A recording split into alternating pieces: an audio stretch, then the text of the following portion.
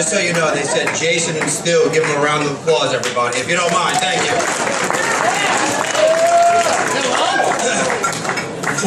Before Stu and I get started, we wanted to thank Diddy and Jeff. There they are. Our parents, Renee and Steve, for putting this beautiful affair together for Rob and Dana tonight.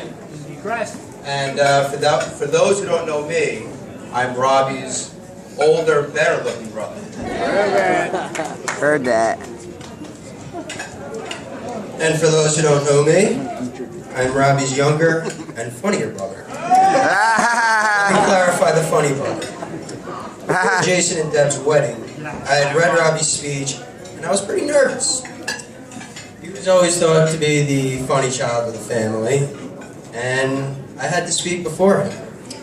So much anticipation was built into his speech, but let's be real, that was clearly funny. So a quick Dana story before we dig into my great brother a little bit more. When Wally and I were talking about the speeches, we figured we'd each have our own. I would go first and Wally would follow. But no! That would be too easy, right? So one weekend during the summer, my new sister and Robbie came over, and Dana says to Robbie, "Don't you have anything to tell your brothers?"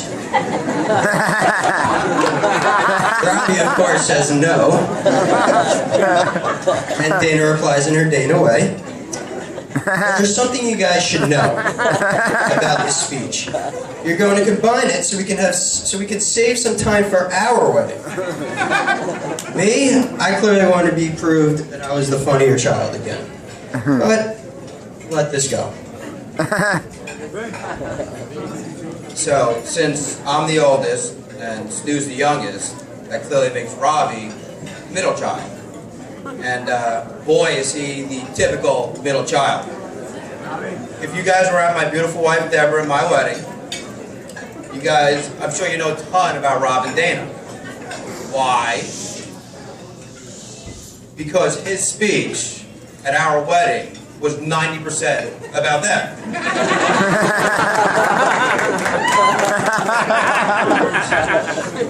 So, you know, Stu and I had a ton of material to choose from, and it was tough to decide where to kind of begin, and Robbie gave us this fantastic gem about 3 or 4 weeks ago. And I quote, "Guys, what are you going to talk about at the speech during our wedding?" So Stu and I naturally look at each other in somewhat confused fashion, and he proceeds to say, "I'm pretty much perfect." Yes. Well, I think this is the best place to start. So we all have our favorite movies, right? In our family, Jason memorized the 1986 Mets video, I memorized Oh Baby, the 1994 Rangers video, and while our sweet Robbie claims that his favorite movie is Batman the Dark Knight, as he said at the bridal shower, and yes, Robbie, I'm going into this, we all know what his favorite movie is, and yes, he memorizes every single line, and I will give you one clue if you can figure it out. Ben, hit it.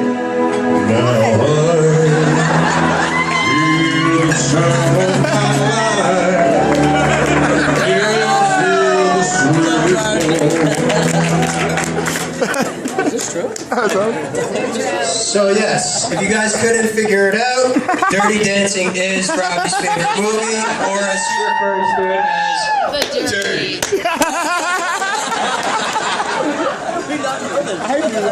Now, Robbie claims that, which is hysterical, that I have the book smarts and he has the street smarts. But after these two stories, I'll let everyone judge. So when we were younger, maybe I was 13, 14, Robbie was like 10, 11, we were in the drugstore with our mother. I guess maybe I was getting into clones or something at the time. I was trying to decide which one to get.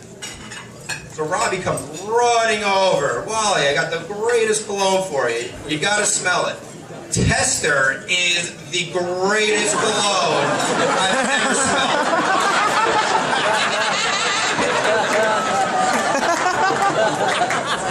I got another one.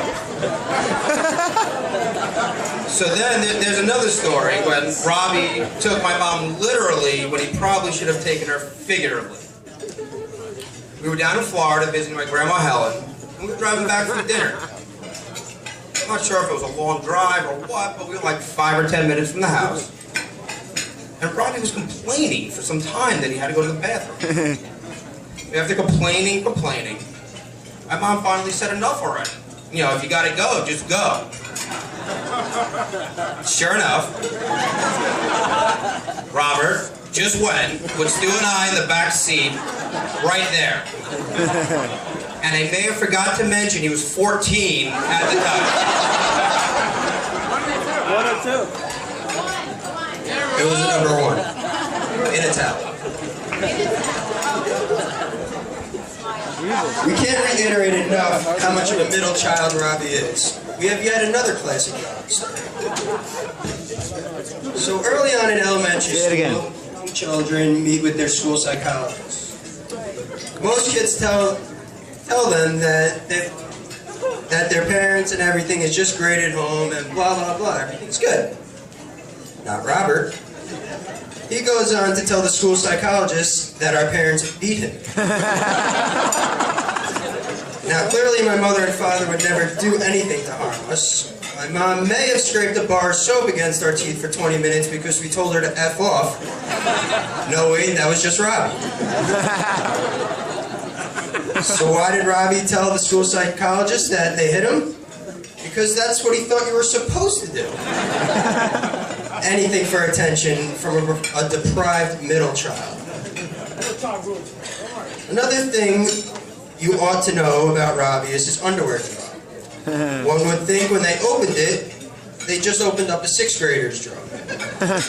I'm sure at some point in most males' life here, we all wore the Joe boxers, the fun boxers, but Robbie to this day, at age 28, still wears this type of underwear. And has them on right now. Let's see him. Let's see him.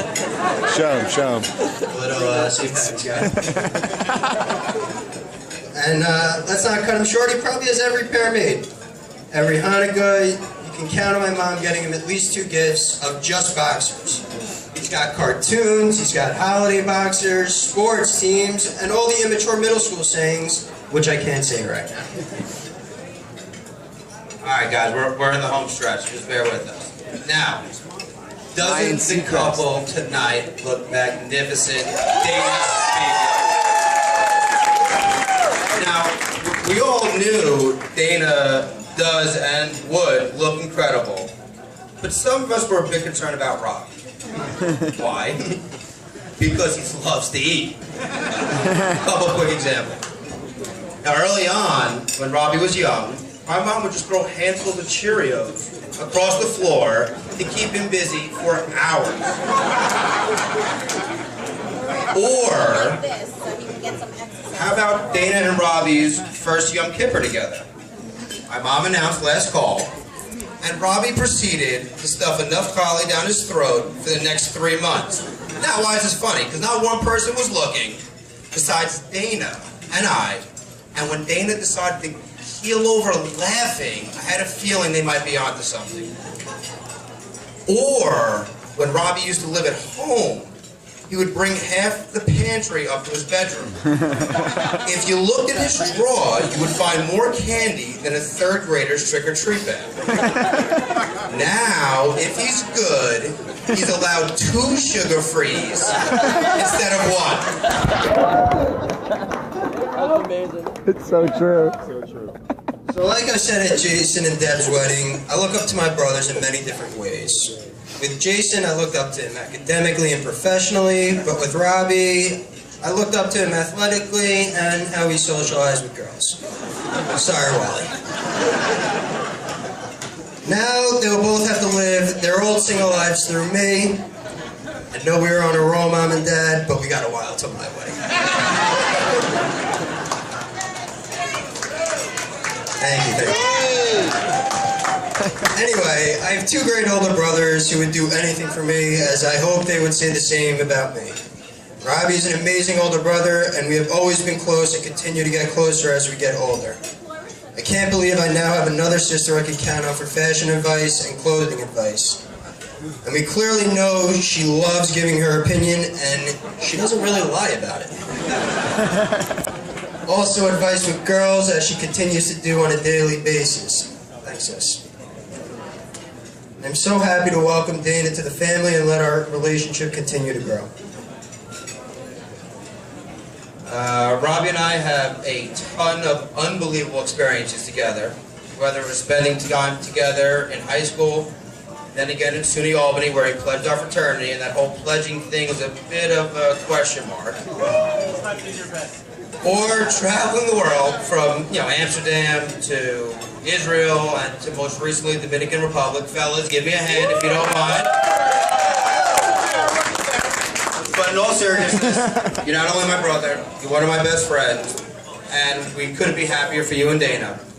And separately, you guys are special and remarkable people, but together you guys are complete. We wish you nothing but health, happiness, and of course wealth. And Robbie, we know you're joining a great family in the Rothfelds and the Malzones. And sis, well, what else can I say besides let's party like rock stars? I don't know. So if everyone would raise their glass and wish Rob and Dana a mazel tov and a l'chaim and only good things.